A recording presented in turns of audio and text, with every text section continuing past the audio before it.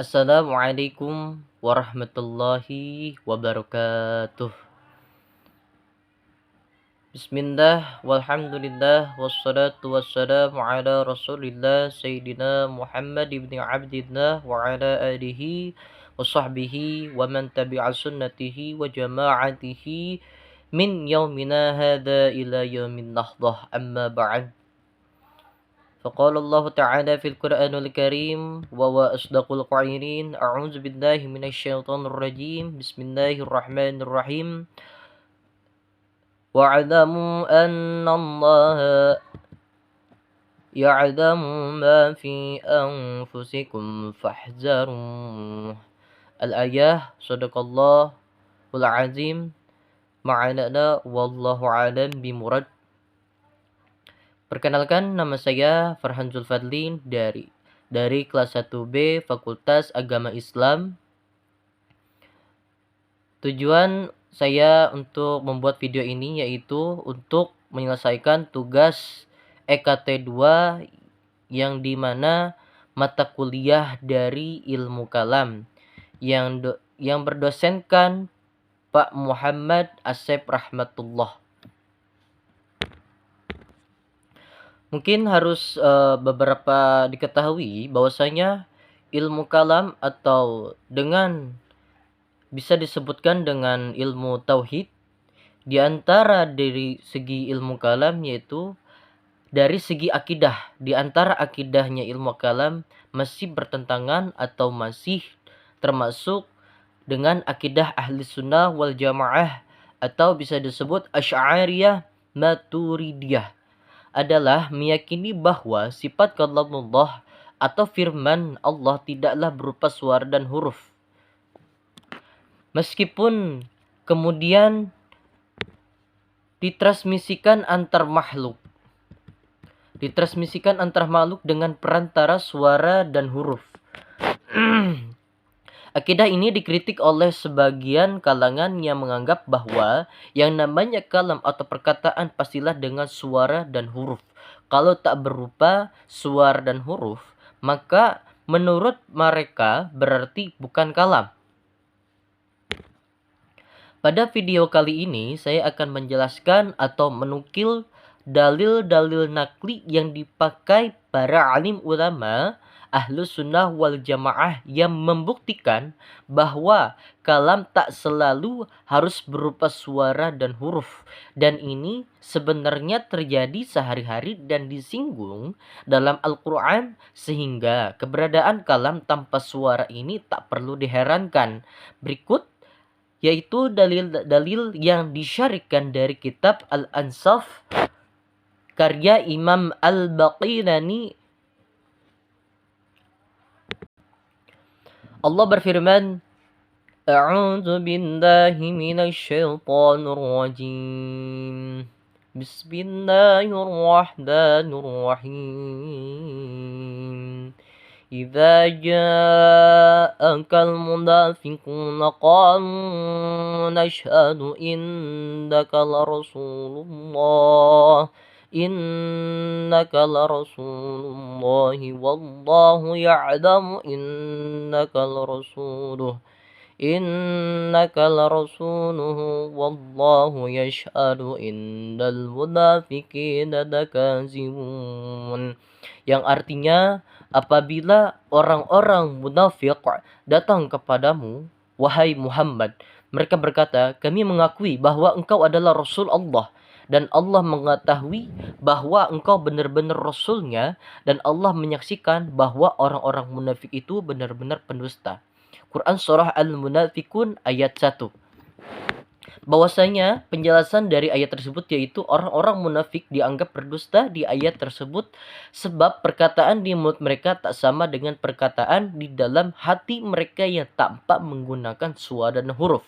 Ini menjadi bukti bahwa perkataan manusia pun ada yang tidak memakai suara dan huruf, yakni suara hati mereka. Adanya perkataan dalam hati yang tampak suara dan huruf ini ditegaskan dalam berbagai ayat yang lainnya di Al-Quran. Misalnya contoh ayat ويقولون في أنفسهم لولا يعذبنا الله بما نقول, yang artinya, dan mereka mengatakan dalam diri mereka sendiri mengatakan, Allah tidak menyiksa kita atas apa yang kita katakan. Dalam Quran surah Al-Mujadilah ayat 8. Ayat yang lainnya juga menserukan bahwasanya yang di dalam ilmu kalam yang berbunyi dari Al-Quran tersebut, yaitu wa in tajharu bil qawli fa innahu ya'lamu syirra wa akhfa, dan artinya dan jika engkau mengeraskan ucapanmu, sungguh dia mengetahui rahasia dan yang lebih tersembunyi. Dalam Quran surah Toha ayat 7.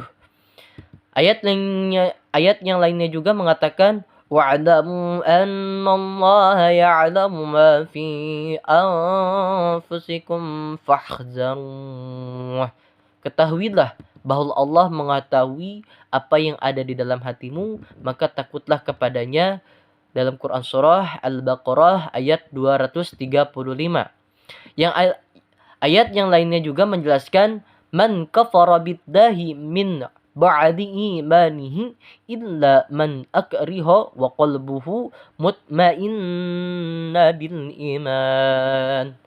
Al-ayah, barang siapa, yang artinya barang siapa kafir kepada Allah setelah dia beriman, atau dia mendapat kemurkaan Allah, kecuali orang yang dipaksa kafir padahal hatinya tetap tenang dalam keimanan. Quran surah An-Nahl ayat 106. Seluruh ayat yang di atas mengisyaratkan adanya perkataan dalam hati atau dalam benak manusia yang diketahui dan dinilai oleh Allah sebagaimana perkataan di mulut. Bahkan perkataan dalam hati itulah yang menjadi patokan utama, sehingga orang yang berkata baik di mulut saja dianggap munafik bila hatinya berkata lain. Sebaliknya, orang yang dipaksa mengatakan kekufuran tetap dianggap beriman bila hatinya tidak ikut mengatakan hal yang sama, tetapi tetap pada keimanan. Ini menjadi bukti bahwa secara syariat perkataan dalam hati adalah perkataan yang hakikat, sedangkan suara di mulut hanyalah sekadar sarana agar orang lain paham terhadap apa yang di dalam hati itu.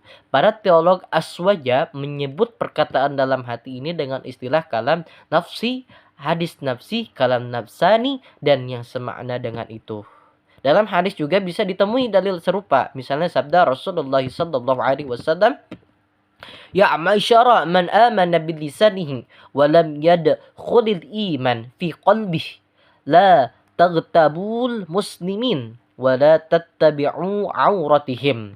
Yang artinya, wahai orang-orang yang beriman dengan lisannya tetapi iman belum masuk ke dalam hatinya, janganlah kalian mengunjing kaum muslim dan jangan menyelidiki aib mereka. Hadis riwayat Baihaqi dalam kitab Syu'ab Al-Iman. Hadis tersebut menegaskan bahwa perkataan berupa suara dan perkataan dalam hati adalah dua hal yang berbeda dan sama-sama nyata, meskipun yang satu tanpa suara. Dalam hadis lain Rasulullah SAW bersabda, an-nadmu taubah, yaitu artinya penyesalan adalah taubat. Hadis riwayat Imam Ahmad. Penyesalan yang tak lain berupa pernyataan kekecewaan dalam diri terhadap maksiat yang telah dilakukan dianggap sebagai taubat oleh Nabi Muhammad SAW.